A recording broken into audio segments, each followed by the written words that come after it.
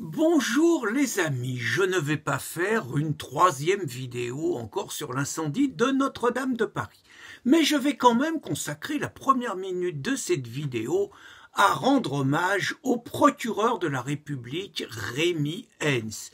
Il est parfait. Celui que Jean-Luc Mélenchon appelait le procureur de Macron, parce que c'est lui qui avait diligenté la perquisition célèbre contre lui, a donc décidé, quelques minutes après le début de l'incendie, que c'était forcément un accident et que c'était la thèse privilégiée.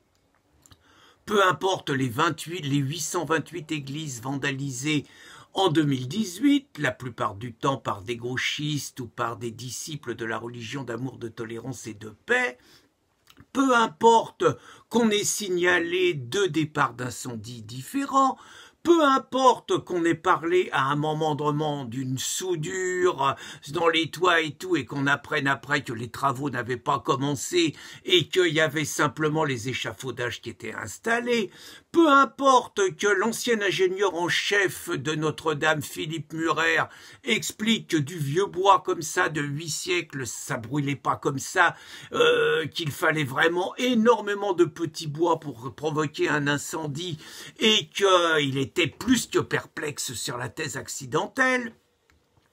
Les décodex du Monde se mettent à traquer ceux qui parlent de 2 foyers d'incendie différents et attaquent F de souche, alors que c'est Pujadas qui a donné l'information. Bref, c'est la mobilisation générale pour que seule la thèse de l'accident soit retenue. Allez, moi je propose, je suis un homme de synthèse, je propose qu'on en reste à verdict, c'était un attentat accidentel d'un déséquilibré. Est-ce que ça va.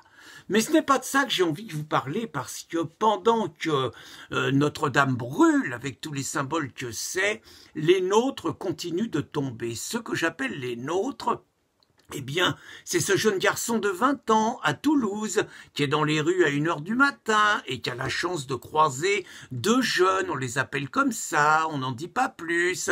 Le coup classique, tu t'as une cigarette toi? Le gamin n'a pas de cigarette. S'il en avait une et qu'il l'avait donnée, il aurait dit « Oh, t'en as pas une deuxième ?» Et il aurait demandé tout le paquet. Puis s'il avait eu tout le paquet, « Oh, t'en as bien un deuxième ?» Et ils auraient fini par lui péter la gueule. C'est ce qui s'est passé. Le gamin s'est fait latter au sol par les 2 salopards qui n'ont été sauvés que par l'intervention de policiers. Certes, à son âge, c'est moins grave que le sort de Laura et Morane, qui maintenant, il y a plus d'1 an à Marseille, ont été décapités par un Tunisien clandestin qui n'aurait dû être viré et qui ne l'a jamais été, au cri d'Allah Akbar. Mais ce n'est pas ça qui retient encore mon attention ce jour. C'est le sort de 2 personnes du même âge, 69 ans. Alors c'est marrant parce que je pensais à ce gamin de 20 ans, à Laura et Morane. Moi, quand j'avais 45 ans, j'avais effectivement des parents quand j'avais 43 ans, on va être précis, j'avais des parents de 69 ans et j'avais un fils de 20 ans. Eh bien donc, on va parler de ce septuagénaire, Philippe.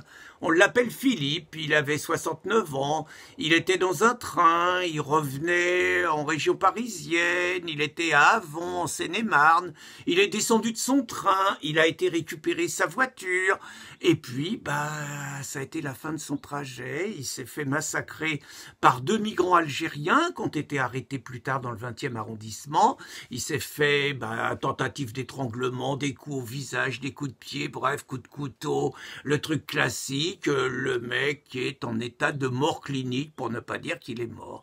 Et puis, cette femme à Pontarlier, c'est dans le Doubs, c'est un paisible village, un superbe endroit de ski de fond. Alors cette femme, elle a 69 ans, elle n'en sait pas son nom. Elle faisait ses courses dans un supermarché. Elle a été aux toilettes et puis, ayant été aux toilettes, elle s'est retrouvée confrontée à un homme de 40 ans. On dit pas qui c'est, l'homme de 40 ans. Et généralement, quand on dit pas qui c'est, quand on donne pas son nom, quand on donne pas son origine, tous les Français devinent qui c'est. Donc, eh bien voilà, elle est morte, tu poignardée à coups de couteau quand les sauveteurs sont arrivés. Elle était encore vivante et puis elle est morte pendant le transport. Alors moi je me dis, ce qui est abominable là-dedans, c'est, moi je m'imagine, j'aurais 43 ans, mais j'apprendrais que mon père, qu'un homme que j'admirais, j'apprendrais que ma mère, qui était une femme formidable, soit décédée dans ces conditions, mais dans ces conditions sordides. Vous n'étiez pas là pour la protéger, vous imaginez, elles ont travaillé sans doute toute leur vie, eux aussi. Ils bénéficiaient d'une retraite, ils avaient leurs enfants, ils avaient leurs petits-enfants, on n'en sait rien, rien n'est dit dans la presse, ils ont droit à 3 lignes, on les laisse crever comme des chiens.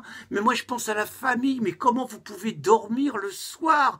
Normalement, quand vous apprenez ça, quand vous apprenez que votre gamine a été décapitée, et ces salopards de politique, ces journalistes taisent cela, ils vont nous faire un cinéma pas possible quand il y a une peau de saucisson devant une mosquée, et les nôtres, pendant qu'ils continuent à se faire égorger et tout, les nôtres crèvent, les nôtres se font tuer dans le silence général, avec la complicité de tous ces politiques, de tous les journalistes, des immigrationnistes chercheurs, des artistes, de tous ces salauds qui ont sur les mains le sang de tous les nôtres qui sont en train de mourir pendant que Notre-Dame brûle. C'est le message que j'avais envie de transmettre ce matin, parce que ça me révolte et il y en a marre.